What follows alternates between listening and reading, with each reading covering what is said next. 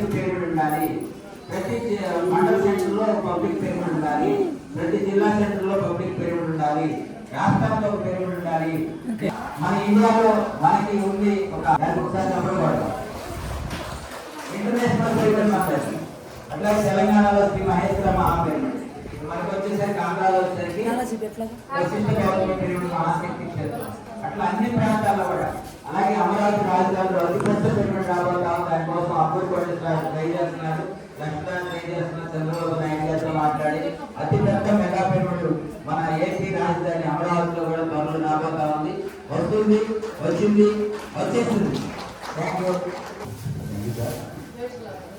మరి ఈరోజు మన పెనుకొండలో ప్రత్యేకించి లక్ష్యాన్ని మన లక్ష్యంగా తీసుకొని మరి గొప్ప శాఖని తయారు చేయడం మనం ఎంతో అదృష్టం ఉంటాం.